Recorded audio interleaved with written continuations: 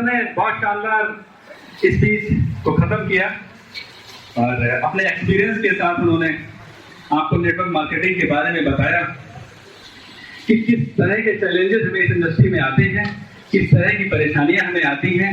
अगर हम उनको परेशानियां मान के घर बैठ जाते हैं तो शायद जो उन्होंने अचीवमेंट गिनाए वो अचीवमेंट नहीं मिल सकते थे। उन परेशानियों से लड़ना होता है, भिड़ना होता है जिंदगी में, और क्या है। और विजय सर ने बताया कि स्टार्टिंग में चैलेंजेस आए, तो वो चैलेंजेस ऐसा नहीं है कि मतलब मेरे सामने भी थे, और जब स्टार्ट किया तो लोगों ने कहा कि ये गांव के लोग, अरे बाबू इन गांव के लोगों की फौज बनाओगे क्या? तो मैंने कहा यार बिल्कुल बनाऊंगा। तो उसमें मुझे शायर का एक शेर याद आया और बोले, मेरी उम्र जो थी उस समय 21 साल के आसपास की थी, और लोगों ने यहां तक कहा कि ये कल के बच्चे कंपनी चलाएंगे, ये कल के बच्चे कंपनी चलाएंगे, और फौज इकट्ठी कर रहे हैं गांव और देहात के लोगों की। बहुत तरह की बातें की, बहुत तरह की मतलब बातों से डिमोटिवेट करने की कोशिश की। परिवार के लोगों ने, सगे संबंधियों ने, दोस्तों ने, रिश्तेदारों ने, सब ने। जब हमारी टीम का कोई व्यक्ति, व्हाट्सएप ग्रुप था हमारा, उसमें कोई व्यक्ति अगर किसी व्यक्ति को प्रोडक्ट दे रहा है गांव में जाकर के, लोग सोशल मीडिया पे शेयर करते थे, तो एडवाइस आती थी कैसे लोग हैं ये, इनको बोलो कि सही से कपड़े पहन के फोटो खींचते हैं। मैं कहा यार अपना तो ऐसे ही चलेगा। गाँव में आदमी बैठा है, चारपाई पे बैठा हुआ है, घाट पे बैठा हुआ है, अरे तुम कोट पैंट वाले को अपलिफ्ट करके ले जाओगे, तुमने कौन सा तीर मारा? एक बनियान वाले को अपलिफ्टमेंट करके ले जाओ, तब मैं मानूं कि आप अच्छे हैं। और मैंने उसी दिन से कसम खाई कि मैं ऐसे लोगों की ही फौज बनाऊंगा, और बाकी पढ़ाई लिखाई स्टाइल सब बदल जाएगा। देख रहे थे यहाँ पाल्टो अचीवर का स्टाइल, माइक नहीं छोड़ना चाह रहे हैं। किसी कोट पैंट वाले को जाके यहाँ खड़ा कर लोगे ना, माइक पकड़ा दोगे, ऐसे से पैर कांपेंगे ऐसे ऐसे। अब देखो वो माइक छीन रहा है, ये पैदा किया है हमने चैंपियन क्लब। तो मैं अपने गांव देहात के लोगों से एक बात कहता था, जो शहर के जो मेरे मित्र थे, मेरे दोस्त थे, तो मैं कहता था एक शायर है, बहुत खूबसूरत शायरी उन्होंने पढ़ूं आपके सामने। वो कहते थे कि जंग में कागजी अपराध से क्या होता है, जंग में कागजी अपराध से क्या होता है, हिम्मतें लड़ती हैं तालाब से क्या होता है। जोश चाहिए, जुनून चाहिए आपके अंदर। इस इंडस्ट्री में कुछ नहीं चाहिए माय डियर, जुनून होना चाहिए आपके अंदर, जोश होना चाहिए आपके अंदर। आप 100, 200, 300 किलोमीटर की दूरी से आप लोग आए हैं, एक बार जोरदार तालियों से मैं आपका स्वागत करना चाहता हूं। ये event, meeting, seminar, plan, presentation, ये सब किस लिए? आज आप इस मीटिंग में बैठे हुए हैं, ये किस लिए? आपको बोला जाता होगा कि ऑफिस की मीटिंग में आइए, आपको बोला जाता होगा कि उस गांव में मीटिंग लग रही है वहां पहुंचिए, आपको बोला जाता होगा कि रामनगर में मीटिंग लग रही है वहां पहुंचिए, आज आपको बोला गया होगा कि आईएमए में एक छोटा सा सेमिनार है वहां पहुंचिए। ये किस लिए? एक कहानी के माध्यम से समझाना चाहूंगा। एक बार की बात है, भगवान बुद्ध कहीं जा रहे थे और वो खाने के लिए कहीं रुके, तो वहां पर जो खाने बनाने वाला रसोइया था वो उनके पास आया, बोला भगवान आपने मेरे खाने को टेस्ट किया और आपको मेरा खाना कैसा लगा? उन्होंने कहा बहुत अच्छा था। बोले लेकिन कोई मेरे खाने की तारीफ नहीं करता, मैं इतना बढ़िया खाना बनाता हूं, कोई इसकी तारीफ नहीं करता, कोई इसका प्रचार प्रसार नहीं करता। तो भगवान बुद्ध ने कहा आज से तुम्हारा प्रचार प्रसार शुरू हो जाएगा। पहले तुम एक काम करो, जो तुम्हारे रसोई घर का गेट है उसको छू करके आओ। तो वो व्यक्ति भागते हुए गया और रसोई घर के जो गेट था उसको छू करके वापस आया। जब वो वापस आया तो उसने कहा महाराज मैं उसको छू के आ गया। तो भगवान बुद्ध ने कहा कि आप उसको छू करके नहीं आए, वो जो दूरी है वो 2 घंटे में तय होती और तुम उसको छू करके 1 घंटे में कैसे वापस आ सकते हो? जाओ दोबारा छू करके आओ। वो दोबारा गया, फिर वो दरवाजे को छूकर वापस आया तो भगवान बुद्ध ने कहा कि तुम इस बार भी छूकर नहीं आए। अरे बोले भगवान मैं पहले भी छू करके आया था और इस बार भी छू करके आया हूं। बोले मैं नहीं मानता, इस बार और जाओ। तो उसने कहा इस बार मैं जब जाऊंगा जब मेरे साथ आप एक व्यक्ति को भेजेंगे। तो भगवान बुद्ध बोले ले जाओ। उन्होंने अपने एक भिक्षु को उसके साथ कर दिया और वो भागता हुआ गया और फिर वो दरवाजे को छू करके वापस आया तो उस भिक्षु ने कहा कि भगवान ये मेरे सामने उस दरवाजे को छू करके वापस आया है। तो ये इवेंट जो है, तो भगवान ने कहा कि ये सबूत जो है, जिसको कहते हैं कि वो एक व्यक्ति को साथ ले गया, वो सबूत था इस बात का। तो ये event, meeting, seminar, presentation, testimonial, ये सबूत है। और दुनिया क्या मानती है? तो एक कहावत है कि जो दिखता है वही दिखता है। और जब हम किसी को सेमिनार में आने के लिए कहते हैं तो कैसे पैर पटकते हैं लोग? कैसे पटकते हैं पैर? जैसे उनकी नानी मर गई हो। जैसे कौन सा उनका घर पे, जैसे कि रिलायंस अंबानी टाटा के खानदान के होगा, उनकी कोई मीटिंग कोई कैंसिल हो जाएगी, उनको बोलो मीटिंग में आने के लिए, लेकिन ऐसे पैर पटकते हैं जैसे कौन सी उनकी मीटिंग छूट रही हो। रिलायंस के फैमिली से हैं, यानी टाटा के परिवार से हैं, और बात करो तो 200 रुपए के लिए भी सोच रहे हैं। अरे 200 रुपए के लिए सोच रहे हो तभी तो ये बिजनेस करना है मेरे भाई। 200 रुपए के लिए सोच रहे हो तभी तो मीटिंग में आना है मेरे भाई, तभी तो आना है। यहाँ किस लिए आए हैं? किस लिए आए हैं हम लोग? सबके अंदर कामयाब होने की इच्छा है, सब कामयाब होना चाहते हैं। आपको पता है कि दुनिया में सबसे बड़ी बात यही है, किसी चीज की चाहत होना। दुनिया में सबसे बड़ी बात है किसी चीज की चाहत पैदा हो जाए तुम्हारे अंदर। और ये हॉल के अंदर बैठे हुए सब लोग इस बात का सबूत हैं। इस IAIMA हॉल इस बात का गवाह है कि आप सबके अंदर वो चाहत पैदा हो चुकी है जो एक कामयाब इंसान को कामयाब बनाती है। चाहत पैदा हो, जिसके अंदर लाखों करोड़ों लोग पैदा होते हैं इस दुनिया में, आते हैं और चले जाते हैं। जिसके अंदर चाहत पैदा होती है वही कुछ कर पाता है। तो ये छोटी बात नहीं है। आप आज इस हाल के अंदर बैठे हुए हैं, ये बिल्कुल छोटी बात नहीं है।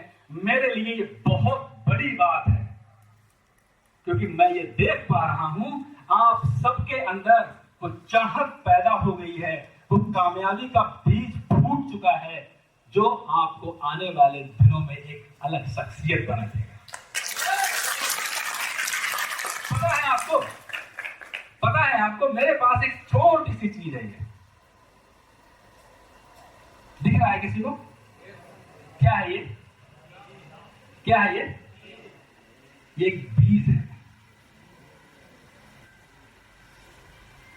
एक साधारण सा बीज है। अगर इसको इस पॉकेट में डाल दिया जाए और उम्र भर ये पॉकेट में पड़ा है, इसका क्या होगा? है? क्या रहेगा ये? इसके अंदर कुछ अनंत संभावनाएं छुपी हुई हैं। क्या छुपा हुआ है इसके अंदर? एक अनंत संभावनाएं, एक ऐसा वृक्ष जिसमें ऐसे हजारों बीज आ सकते हैं।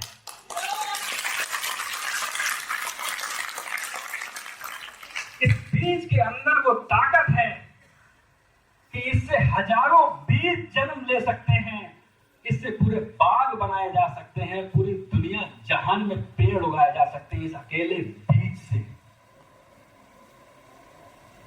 थोड़ा और दिमाग लगाओ, इसको क्या करना होगा? उसके लिए क्या करना होगा? इसको क्या करना होगा पौधे में बदलने के लिए, जिससे ये अनंत बीज उग जाए, अनंत पौधे उपज जाए? इससे क्या करना होगा? इसको मिट्टी में मिलाना होगा, इसको खाद में डालना होगा पहले। और आदमी तो इस बीज से बहुत बड़ी चीज है यार। इंसान तो इस बीज से बहुत बड़ी चीज है। ये बीज बड़ा है या तुम? अनंत संभावनाएं हैं तुम्हारे लिए, और उन अनंत संभावनाओं का जन्म होता है सबसे पहले आपके अंदर इच्छा होने से। तो इस इच्छा को कतई कम मत समझना, बिल्कुल कम मत समझना। इच्छा होना एक कहानी के माध्यम से मैं आपको समझाना चाहता हूं। भगवान बुद्ध पढ़ता हूं, थोड़ा सा लाइक करता हूं। हर किसी की किसी न किसी में आस्था है, मेरी भी परमात्मा में बहुत आस्था है, बहुत बिलीव करता हूं मैं उसमें। उस परम पिता परमेश्वर के लिए कोटि कोटि धन्यवाद जिसने मुझे खूबसूरत तस्वीर दिया। एक बार भगवान बुद्ध एक गांव में गए, उपदेश देने का काम था उनका, लोगों को मोक्ष प्राप्ति के रास्ते को बताने का काम था उनका, सत्य की प्राप्ति लोग कैसे करें ये काम था उनका।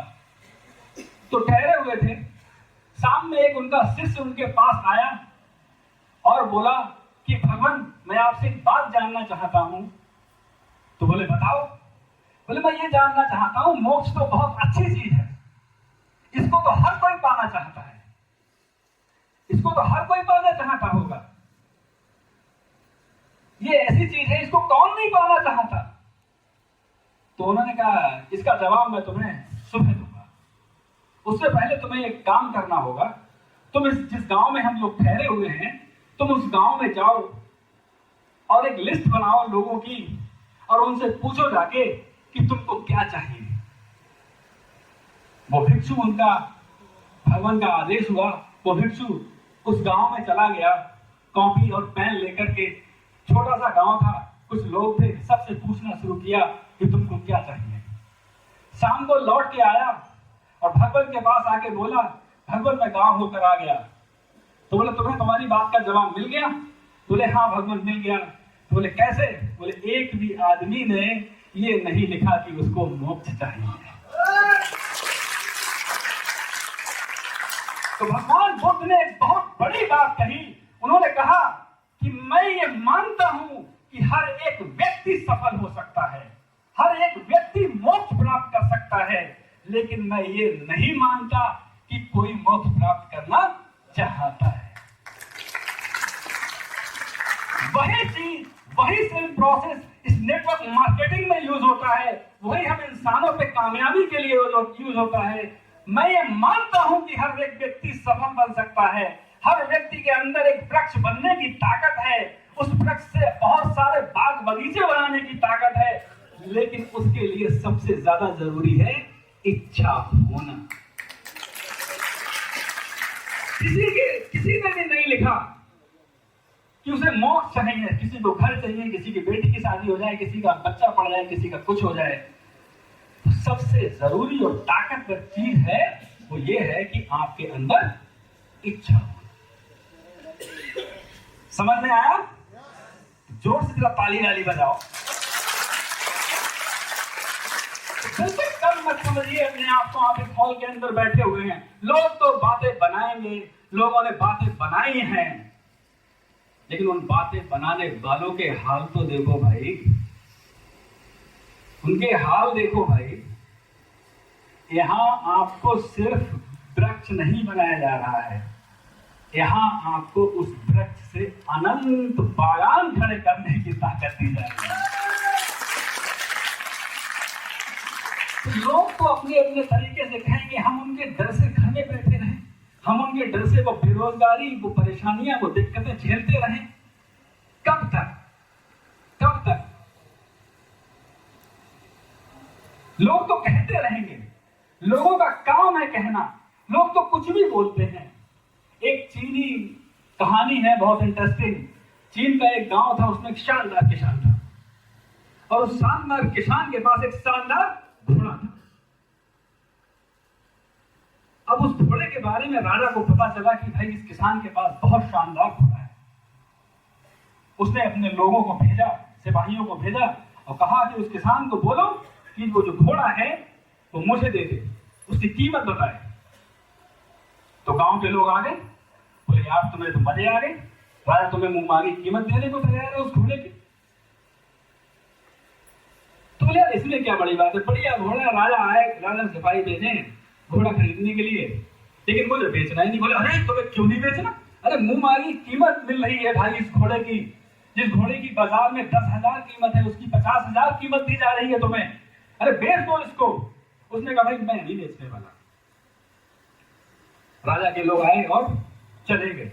गांव में तमाम तरह की कहानियां उठी कि देखो कैसा पागल आदमी है, कैसा मूर्ख आदमी है, इसने अपने घोड़े को नहीं बेचा। एक दिन क्या हुआ कि वो घोड़ा गायब हो गया। तो गांव वाले फिर आए उसके पास, बोले देख मैं तुझे समझा रहा था कि तू घोड़े को बेच ले, तुझे अच्छी कीमत मिल रही थी, अच्छा दाम राजा दे रहा था, राजा के यहाँ तेरी पहचान भी होती, लेकिन तू नहीं माना। आज देख तेरा घोड़ा भाग गया। बोला अरे इसमें कौन सी बड़ी बात है, मैंने नहीं बेचा, मेरे पास रहा, अब वो भाग गया, यही तो घटना घट गई बस, इसमें क्या बड़ी बात है, जाओ भागो यहाँ से। उसने फिर भगा दिया। 2-4 दिन के बाद तो घोड़ा वापस आ गया और अच्छी बात ये हुई कि 10-12 घोड़े और लेके आ गए। अब 10-12 घोड़े लेकर के और गांव वाले फिर आ गए। बोले वाह गुरु तुम बहुत चालाक आदमी हो, इसीलिए नहीं बेचे थे घोड़े को, तुम्हें पता था कि ये घोड़ा बहुत स्मार्ट है, ये जाएगा जंगल में 12-15 को लेकर के आएगा। अरे बोले यार इसमें क्या बड़ी बात हो गई, कोई बड़ी बात नहीं, बहुत छोटी सी बात है मेरे लिए। तो मेरा घोड़ा राजा खरीदने आया, मैंने नहीं बेचा, घोड़ा भाग गया और भाग के तो 10-12 को ले आया, इसमें क्या बड़ी बात, छोटी सी तो बात है। लोग बोले तुम्हें छोटी लग रही है, तुमको बड़ा गेम बना रहे। एक दिन क्या हुआ, उन घोड़ों में से राजा का बेटा एक घोड़े को ट्रेन कर रहा था। ट्रेन करते करते वो लड़का जो था उस घोड़े से गिर गया और उसका पैर फ्रैक्चर हो गया। गांव वाले फिर आ गए, बोले मैं तुमसे कह रहा था कि ये घोड़ा बेच दो, आज तुम्हारा लड़का मरते मरते बचा है। और वहां उसके पास नहीं थे, वो झूठी कहानियां बना रहे थे कि मैं देख रहा था तुम्हारा बेटा घोड़े के पीछे खींच रहा था, घोड़ा उसको खींचे जा रहा था, उसकी टापों के नीचे आ रहा था। उसने कहा कोई ऐसी बड़ी बात नहीं है, लड़का घोड़े को ट्रेन कर रहा था, कोई खास बात नहीं है, घोड़े से गिर गया और गिर जाने के बाद फ्रैक्चर होना मामूली सी बात है, कोई इसमें बड़ी बात नहीं है। तो लोग बोले लोग इसको तो कुछ बड़ी बात लगती ही नहीं है। उसी दिनों युद्ध चल रहा था उस देश के अंदर, सारे नौजवानों को भर्ती किया जा रहा था। वो किसान का बेटा इसीलिए रह गया कि उसका पैर फ्रैक्चर था। लोग अब भी आ गए, बोले यार इसकी तो बहुत बढ़िया है, इसका बेटे का पैर टूटा हुआ है, बच गया भर्ती होने से, इसको मौत का भी खतरा नहीं है। तो लोग तो बातें बनाएंगे, लोग तो बातें करेंगे, आप पे डिपेंड करता है कि आप उनकी बातों को कितना रिस्पॉन्ड करते हैं। जिंदगी में कभी भी रिस्पॉन्ड मत करो, रिएक्ट करो। रिएक्ट क्या करा? हम क्या करते हैं, कोई आया उसने कुछ भी कहा, बोले देखो यार तुम कह रहे कि उनकी नेक्सॉन आ गई, तुम कह रहे उनकी आल्टो आ गई, देखो उनकी तो नहीं आई, तो उसके कुछ कारण हो गए नहीं आई। मैं नहीं कहता कि हर आदमी यहाँ आल्टो ले लेगा, लेकिन मैं एक बात जरूर कहता हूं कि जिसके अंदर चाहत होगी वो पक्का ले लेगा, वो पक्का ले लेगा। हमारे यहाँ भी पॉलिश लगाने वाले बहुत लोग आते हैं कि सर बताइए, इसी बहाने आ जाते हैं कि सर नेक्सॉन कैसे आएगी, उनको बताते रहते हैं कि फार्मूले बताते रहते हैं, बातें बताते रहते हैं, लेकिन नहीं, जब भी मीटिंग में सर बताइए कैसे आएगी, और कैसे आते आते आज वो कैसे ही हो गए बेचारे। कुछ नहीं है भाई, बहुत सिंपल और साधारण सा बिजनेस है, ऊपर पूछो कैसे, नीचे बताओ ऐसे, और बीच में कमाओ। बहुत बहुत बहुत आसान बिजनेस है यार। मैं हमेशा एक बात कहता हूँ अपनी, जब भी मेरे पास कोई टीम का बंदा आता है, मैं कहता हूँ यार बड़ा इजी बिजनेस है, मैं तुम्हें क्या बताऊँ, सुबह 8 बजे निकलो, शाम को 11 बजे आओ, बिजनेस होगा, होगा नहीं होगा? अरे होगा नहीं होगा? नहीं होगा? अरे भैया पक्का होगा।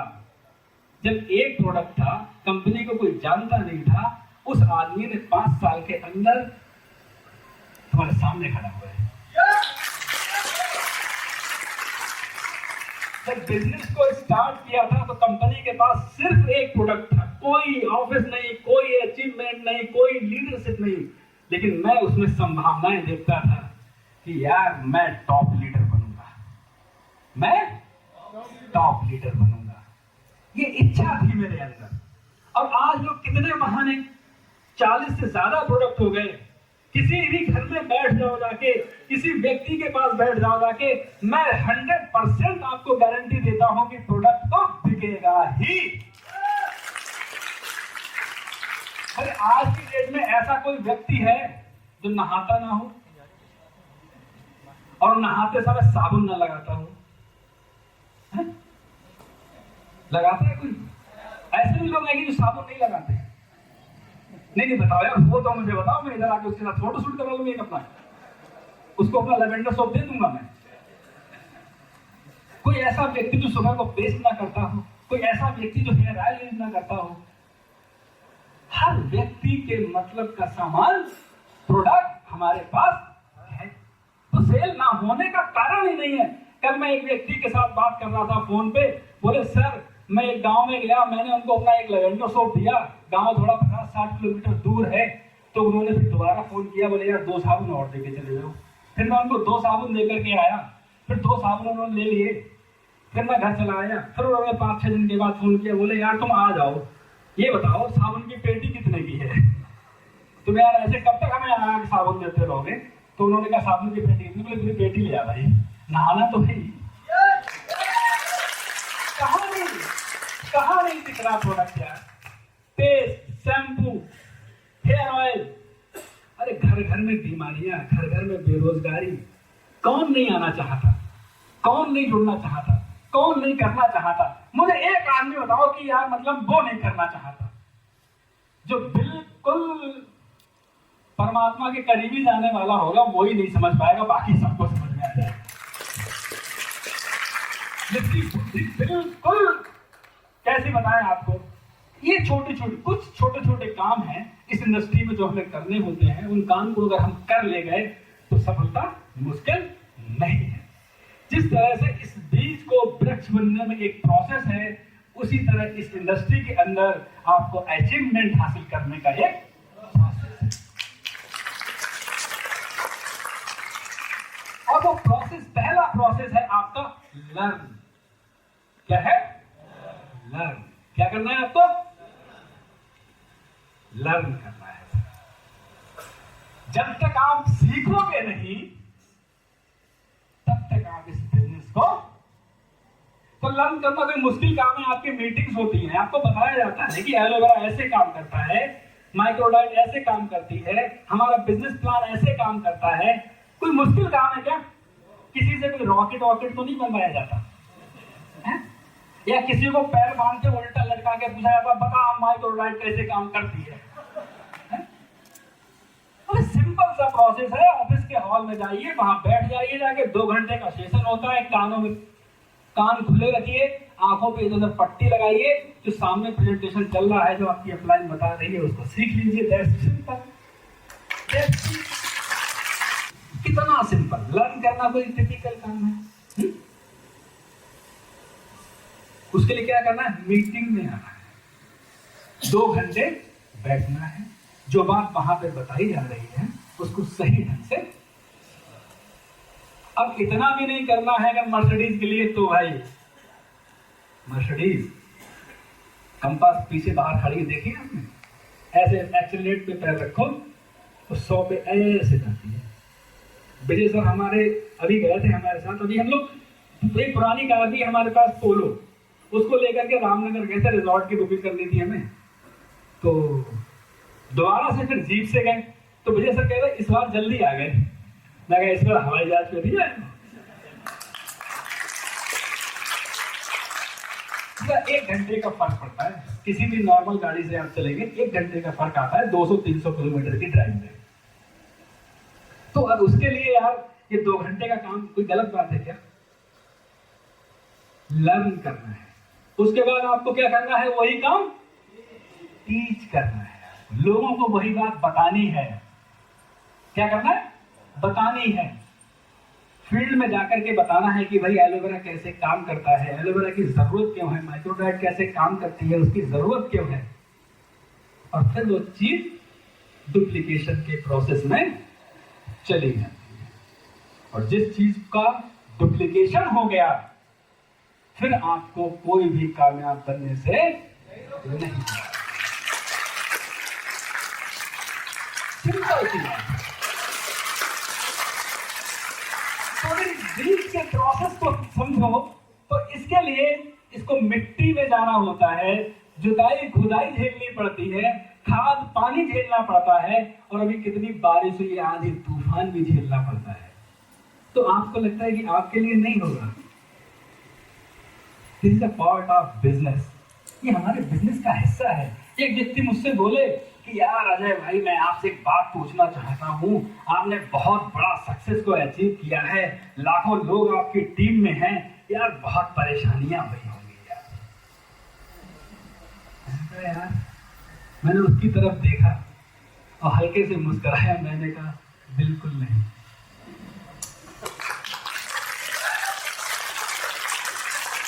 अरे यार, आईआईटी का एग्जाम क्रैक करने के लिए क्या करना होता है? नीट का एग्जाम क्रैक करने के लिए क्या करना होता है? यूपीएससी का एग्जाम क्रैक करने के लिए क्या करना होता है? 18 घंटे की पढ़ाई करनी होती है। वो पापड़ वो नहीं बेलते। हमें अगर कुछ यहाँ बेलना पड़ेगा, कितना हमारे लिए तो कुछ भी नहीं है यार। हमें तो सिर्फ कितनी बड़ी परेशानी लगती है अगर किसी ने हमारा प्रोडक्ट नहीं लिया तो ये बिजनेस बिल्कुल बेकार। मैं तो 3 आदमियों से मिला, तीनों आदमियों ने कहा कि मैं बिल्कुल तुम्हारी माइक्रो डाइट और न्यूट्रीमेंट बिल्कुल नहीं खाऊंगा। ये पॉसिबल है? किसमें कमी होगी? अरे यार, तू लर्न करके जाएगा ना भाई तो 100% तेरा प्रोडक्ट।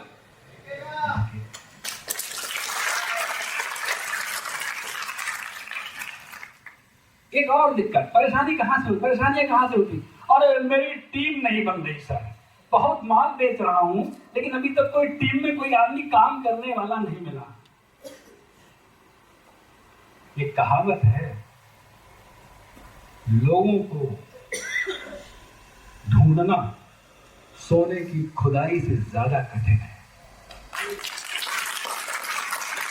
अगर तुम चाहते हो कि ये बीज एक वृक्ष बने तो भैया इसकी सेफ्टी और सिक्योरिटी की गारंटी भी तुम्हें ही लेनी पड़ेगी।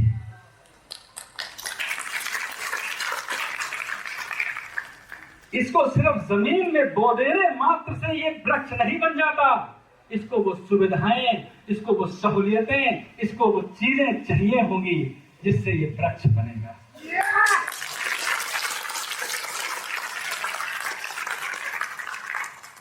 सिंपल सी बात है यार। रिलेशनशिप का बिजनेस है। संबंध बनाओ, अपने से ज्यादा इंपॉर्टेंस अपने टीम के व्यक्ति को दो। उसमें जब तुम्हारी आंखों में देखा, तुम्हारे प्लान प्रेजेंटेशन को देखा, उसके अंदर यार एक इच्छा जगी, एक बीज फूटा उसके अंदर। लोग करते क्या है? लोग जाते क्या, बोले आज साला 3 आदमियों को सादा बीज बेच के आया हूं, मुर्गा बना दिया सालों को। आज सुबह निकला, एक मुर्गा मिल गया, बस से उतर रहा था, मैंने उसको भेज दिया, एसी तेज कर दिया, हवा खिलाया उसको ठंडा वाला, और बोला देख मैंने ये गाड़ी खरीदा है, 15,000 रुपए का माल पेल के आया हूं उसको। अबे यार, तुम मुर्गा बनाते हो, माल पेलते हो, परमात्मा सब देख रहा है। परमात्मा कहता बेटा पेल ले, मुर्गा बना ले, तुझसे कोई आगे मुर्गा नहीं बनेगा, तुझसे कोई आगे माल नहीं बिकेगा।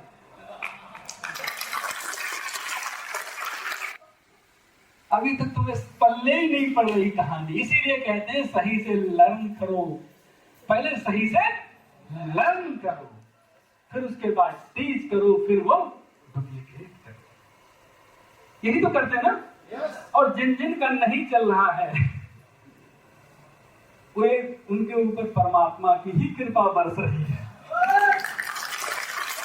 उनको समझ में ही नहीं आ रहा है कि मैं मेहनत तो बहुत करता हूँ, सुरेश जी के लोगों से भी मिल लेता हूँ, असलम जी के लोगों से भी मिल लेता हूँ, भूपेंद्र के लोगों को भी कम दाम में जाके बता देता हूँ, लेकिन पता नहीं मेरी क्यों नहीं बदल रही, इनकी कैसे बदल रही।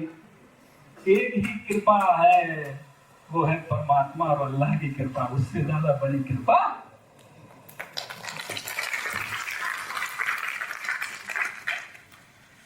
यार, हम जैसे नाचीज आदमी को आज यहाँ बैठा दिया। वो कहने कहावत नहीं, खुदा मेहरबान तो, अरे खुदा को मेहरबानी करने दो ना, ये गधों वाले काम क्यों कर रहे हो?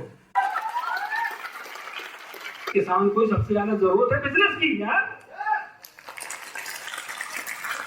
और हिंदुस्तान के किसान को कोई किसान नहीं कहेगा, किसान स्क्वायर बिजनेसमैन बोलेगा।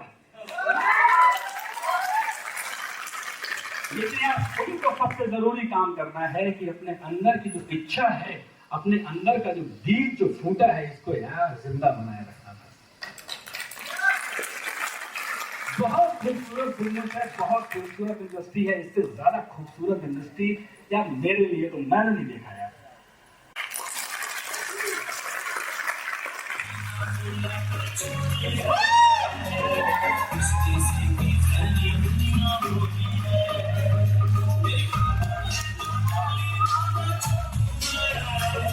So many